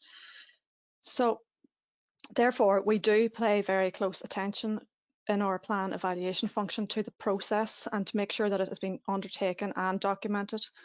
And we also find that the environmental reporting is an invaluable source of conducting our evaluations in our plans and assessments. Okay, our focus when we are conducting our plan evaluations is upon compact growth, transport, flooding, renewable energy, and we expect to see these addressed in the SEA, and particularly in the climate section. And most importantly, I think something that maybe is sort of forgot about is the interactions between the various factors and how one links with another. So that's a very important aspect of the environmental reporting. Key messages from the OPR, I suppose, would be that the SEA process should be objective, a truth-telling exercise in order for it to be meaningful. It should not be an advocate or a justification piece for a policy that's in a plan. And the focus on the climate, there should be a focus on the climate section and the interaction between policies. So just in terms of a good example that has emerged since our establishment in recent times, and that would be the recent draft Westmeath County Development Plan and its environmental report, which really did put a spotlight on where there was a conflicting policies and that would have an environmental impact. So that was a real good example of how the environmental report and the SEA process works. Poor examples, I'm not going to name, but there probably aren't any very poor examples, but poor example would be where there's a silence in relation to the actual environmental consequences of a policy. It's just glossed over, where an environmental report is just used as a justification and it lacks objectivity, and where there's a failure to track the plan making process. So as we're all familiar with the diagram, the plan making process and the tandem process of the SEA. So there should be a cross linkage between the two. And if anybody wants to learn any more about our submissions, they are all available on our website. Apologies, they're all available on our website, and there's a map where you can interrogate. So everything's up there and available if you want to read up more on the specifics of our plan evaluation side. Moving on to our second function, the reviews and examinations, perhaps less obviously linked to the subject matter today, so I'll just gloss over it. But at the instigation of the OPR under Section 31AS or at the request of the Minister, we can conduct reviews and examinations. We look at systems and procedures, focus on good practice as well, and to highlight the successes of the planning system. And we are actually commencing a pilot next year of 5 local authorities. I believe they're in the process of being notified at this point. So the pilots that will be undertaken next year are going to be undertaken against a pilot methodology which was published earlier this year. Again, that's available for anybody if they want to read up on that, and it basically sets out the types of reviews and the criteria that will be looked at. Okay, just will move on now to my central role, and that is the research, training and public awareness role. And probably the lesser known aspect of the OPR is our statutory mandate to conduct education, research and training programmes. Training for elected members and staff of regional and local authorities is actually stipulated in the Act, and research into planning matters, which is quite a broad term, relevant to the OPR's functions and or at the request of the Minister. So that's our brief.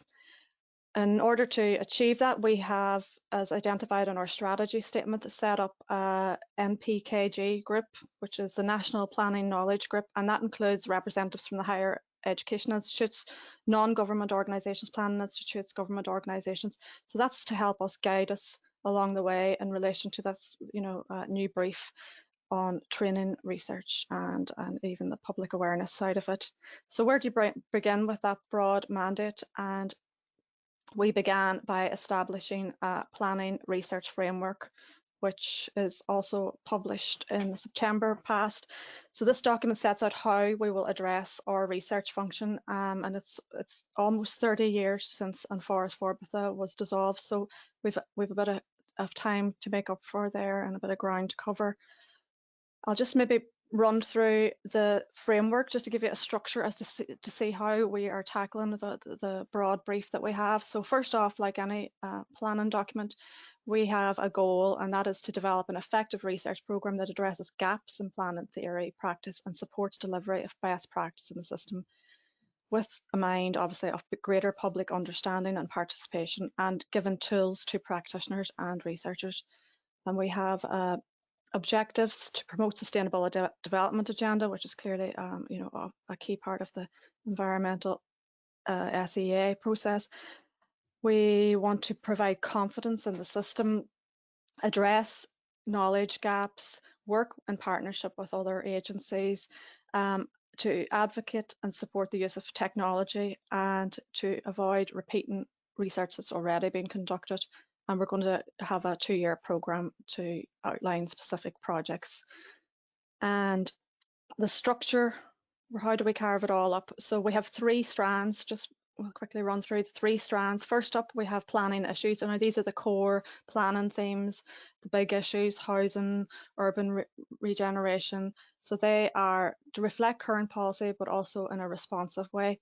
The second strand relates to performance, planning performance, and that's a focus that's on the systems behind the planning functions, identify trends, patterns, establish causes and linkages. And then the third strand is planning practice, and that is practical day-to-day assistance for practitioners and those working in local authorities and even in regional authorities.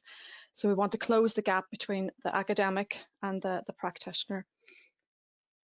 How are we going to do all this, And we have, in terms of our framework, we've identified our delivery mechanism. So the delivery mechanism will be through direct commissioned work, projects, work that we produce ourselves, and projects that we commission, partnership projects with the likes of the RTPI that we published a report with earlier in the year, a few months ago, and work that is, we are a contributor role, so that is where we bring a planning voice to maybe another agency and join forces with another agency, and demonstration projects, that's practical on the ground projects that we would hope to get involved in. And in terms of what we're going to produce, we intend to produce at the one end of the scale research series reports, case study papers, practice notes, and then even practice applications, literally sort of software tools and that. So there's just a range of tools that we envisage producing. Now, in order to select projects, we have our own criteria that I won't purport to go through that now, but that's in our framework. So we have a series of questions which we will evaluate projects as to whether we join a project or pursue a project. And then we have a project roadmap. So in terms of the precise projects, that is identified in our strategic plan and research programme. And here you'll see, you may not be able to read all that, but you'll see strand 1 is the planning issue, strand 2 is the planning performance, and strand 3 is the planning practice. And you can see the delivery options and the suggested output. And that's a programme that we're working towards actively for the next 2 years. And there's a number of projects there that are directly linked to the environmental areas, and we have one particular project in mind in relation to development plan monitoring and SEA that we would hope to develop next year. So we have a number of projects that are advanced. We've joined as a contributor role to the EPA's 5-year report on achieving climate neutrality. So we'd hope to bring a plan and voice to that other piece of research led by the EPA.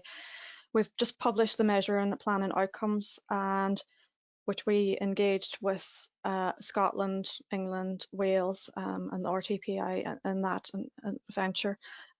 We have a software development app. It's sort of a basic enough app, but we're hoping it will help people in the planning world at managing timelines.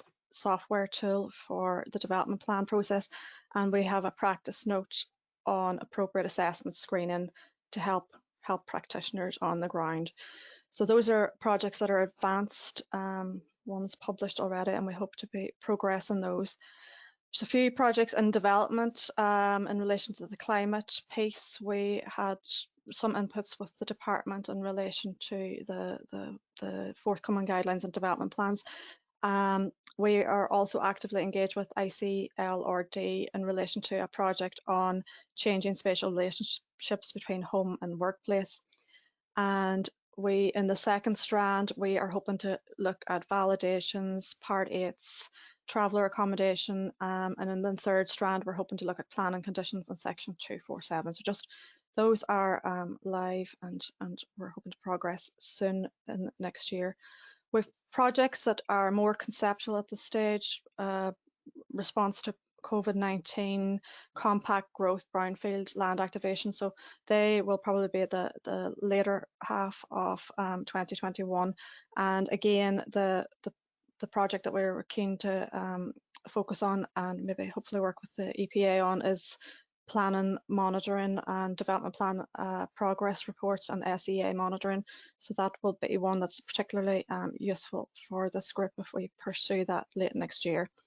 And obviously a lot of local authorities are in the throes of making their plans, so we'll probably get to that at the latter half of next year.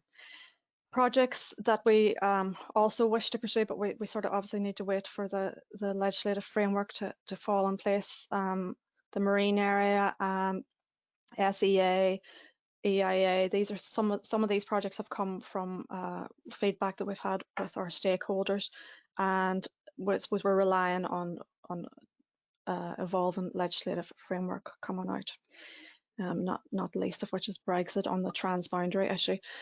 So just some other brief updates from the OPR training team. We have EcoWhy. Last year we had an episode co-sponsored by ourselves and Healthy Ireland, which aired at the beginning of this year, and it was very successful in terms of and one of their actual most successful episodes of the series. So we are now sponsoring 3 further episodes that will air in hopefully January, early next year, and some of you in the audience may actually have been partook in it, so thanks for that.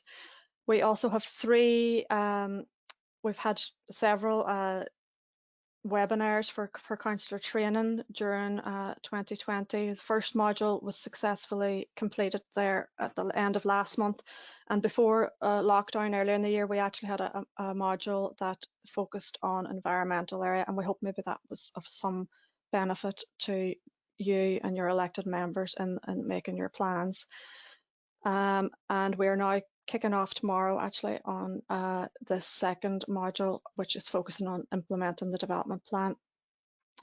Another just quick update, some of you may be familiar with these old leaflets, and the IPI together with ourselves and the department are in the process of updating these, they're actually pushing on at 15 years now at this stage, so we're in the process of updating these, and there'll be one actually focused on SEA, AA and appropriate assessment. And in terms of forthcoming training programme, In 2020, we were obviously been working on the background, building capacity, and working in the background on staff training and engaging with our stakeholders. So into 2021, we're targeting March to have our first staff training webinar.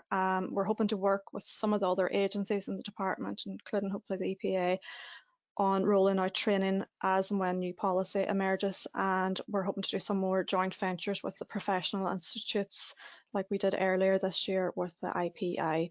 And we're also actually investigating some opportunities for formal courses with educational institutes and graduate programs, and intern programs. So we have a few things in the pipeline, and we hope that 2021 will be getting stuck into the staff training, and we'll be seeing more of you. So finally, if you have anything you want to follow up on, or if there's any ideas emerging from today's speakers in relation to needs for training, by all means contact us. And I would also urge you all to register on our website for a newsletter for automatic updates. Thank you. I'll pass you back to the chair.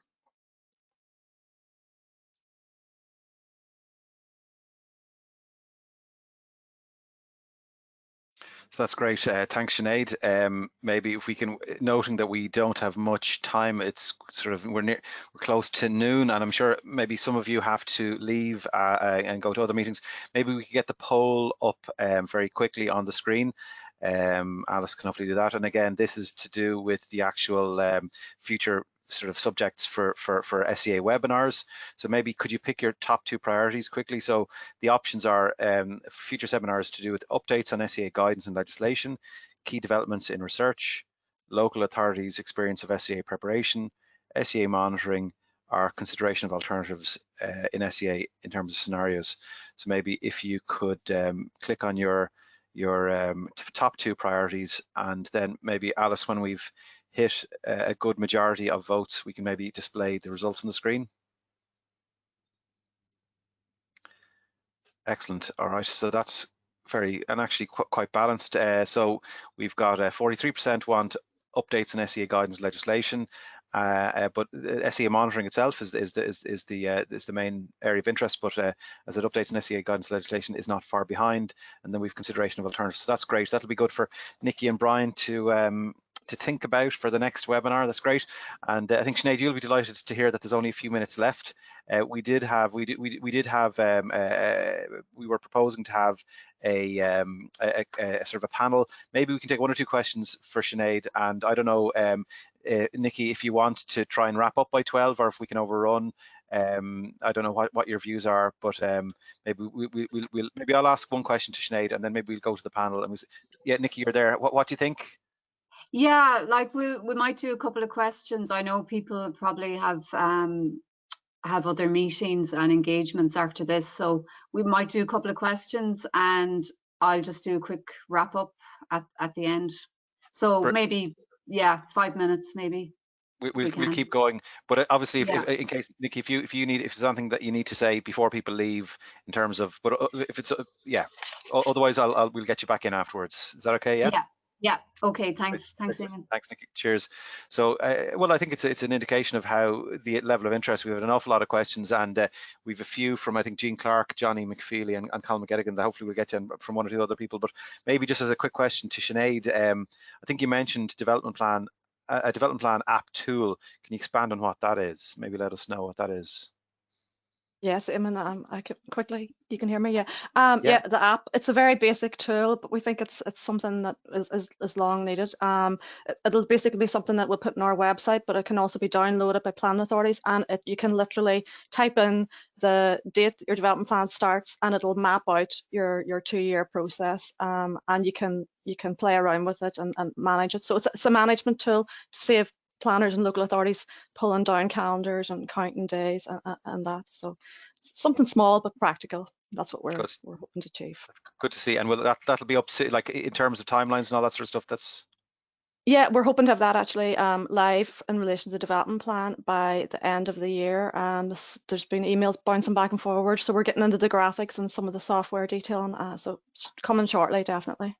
Great stuff. We have a question here from Tyga Mahoney. It's for Sinead. Is there research on minerals? And by minerals, I assume Tyga isn't thinking fondly of the pub opening coming soon. Hopefully, I'm assuming he means minerals on the ground. So, is there any data on that?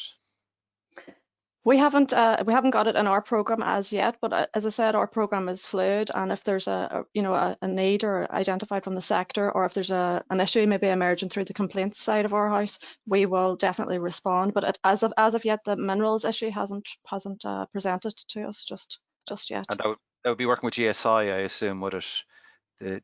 Yeah. No. As ever used, I think is it in the Netherlands? They've integrated a lot of the information of what's going on underneath the ground into their their mapping systems, from what I can remember from a seminar. Maybe another quick question: can the OPR make information from training available if staff are unavailable to attend functions that training functions that you hold? Yeah. Yeah, well, we've spent a lot of time actually developing our website. So we do have a page on research and training, and we're populating it as we go along, and we're putting up links and putting all the presentations. So everything is there. So because we appreciate not everybody can go to everything all the time, and that's the best part, I suppose, about this sort of forum. We can make information available. But the library and our research and training page, there's a wealth of information in there, and we hope to build that up. Great stuff. So you'll have it won't only be documents.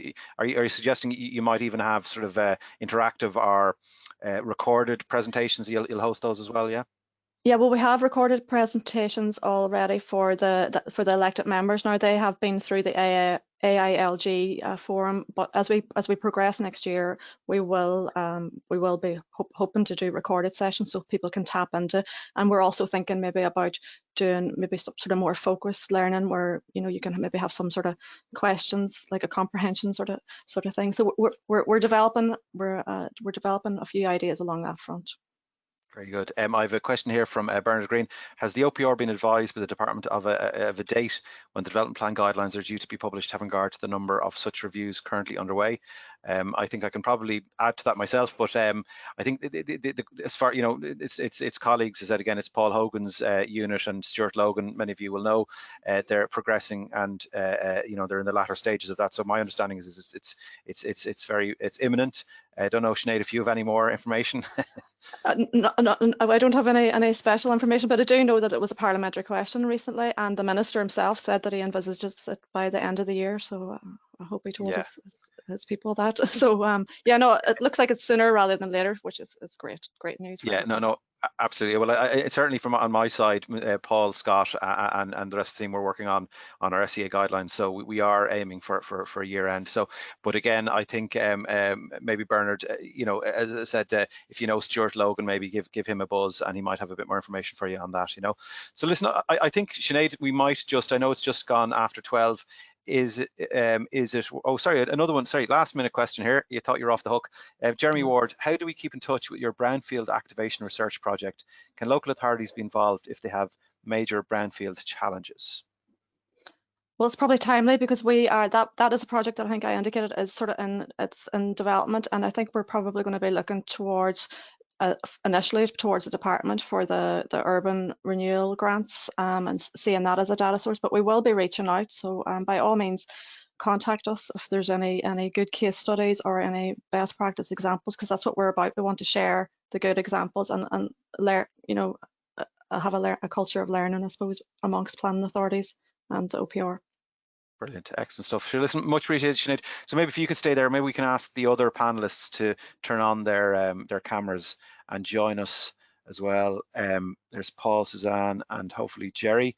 Oh no, Jerry, is Jerry there? He is, yeah. I have just 3 very quick questions. I have one maybe for Paul, and maybe I can help out too. It was to do the transboundary. So this is a question from Jean Clark. It was to do, if I can get it up on the screen here, sorry. Where is it here? Yeah, just to say, oh yes, it was more of a statement, but I suppose maybe you can give your comment on it, Paul. Just to say, the Northern Ireland Protocol has a list of all the legislation that is covered, and if the SEA legislation is on it, then it will still be part of the EU. maybe I can speak first. I mean, that's absolutely correct. That is the case. But I suppose, obviously, you'll be following the news. That is one of the major sticking points of the current negotiations, is that we're not actually sure if the Northern Ireland what format it's going to be. And obviously, one of the key issues is as to whether it is subject to same rules as us, whether it's subject to European court decisions, or if there's a disagreement, it goes to a UK court. Paul, I don't know if you have anything else to add to that. No, nothing else to add on that. Again, things are in a little bit of flux at the moment, but as I said, we intend to clarify things and to revise those protocols that are several years old now. So those will be revised in due course. Yeah, and in terms of the actual Northern Ireland Protocol, I think I remember myself, there was a stronger reference to environmental considerations in the version that Theresa May proposed, and obviously that fell by the wayside. So now we have a sort of, let's just say, a weaker version that Boris Johnson's government has proposed. So again, we just have to wait and see until the 1st of January. We might have a bit more of an idea.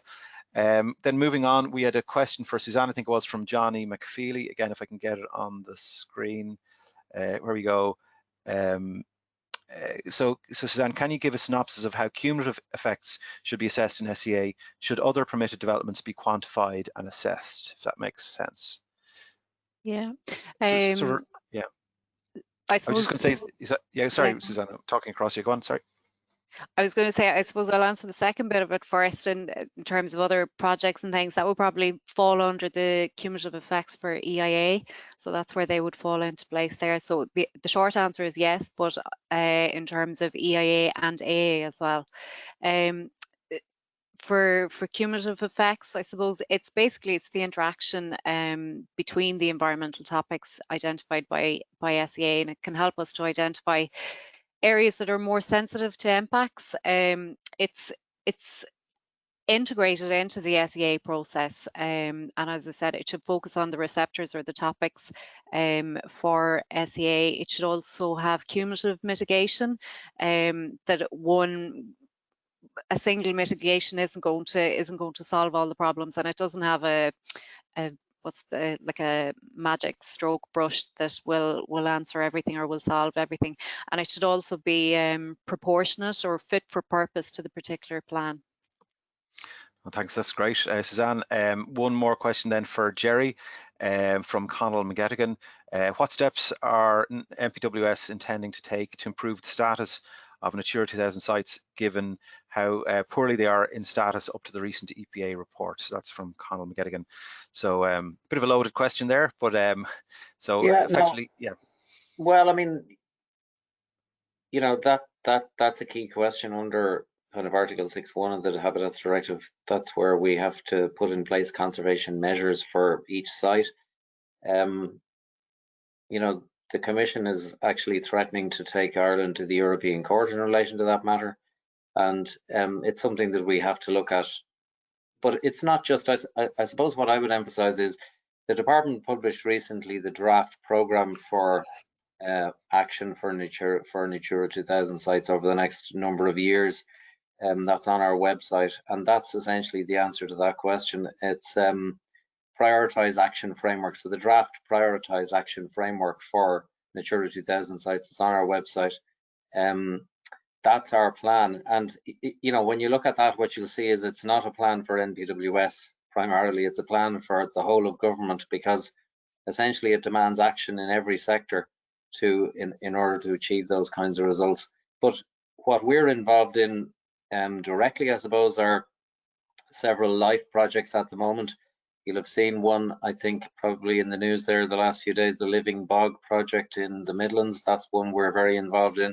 We're also started a new LIFE project in the West in relation to Corncrake, and another one in relation to blanket bogs. They're large projects. They'll involve a lot of conservation work on the ground, and I'm sure that our staff in those areas will certainly be talking to planning authorities in relation to those, because several of them will involve work that will, overlap with the work of local authorities. And I suppose one of the things that we do highlight in our responses now to county development plans are work that we'll be undertaking ourselves, I suppose, in national parks in particular and nature reserves in relation to conservation management, and which we'd like the support of local authorities for, as well as part of you know, something that's happening in your county, if you like, in your area. So hopefully that answers it to some extent. No, I think it's a very fair answer, because I think you're dead right. It isn't just an MPWS issue. It's all of government, and there's many departments, including my own, that have cross-cutting issues, and many of the agencies that feed in and help out. So no, I think it's a very fair point. So there you go. I think we've covered most of the questions, Alice, unless there's any others that I haven't seen. I think we've covered them all. Yeah, Can you that's let me right, know? Eamon. Yeah, indeed. Excellent. So listen, I just like to thank the panel, and I think it was a very good session. And as I said, I'm delighted, and we had great feedback from the attendees. So listen, I'll hand you all over to Nikki, and let her wrap up, and I'll say my farewell. Thanks very much. That's great. Thanks a million, Eamon. And I think we all agree that we covered a lot today, and it was like a very useful and informative session.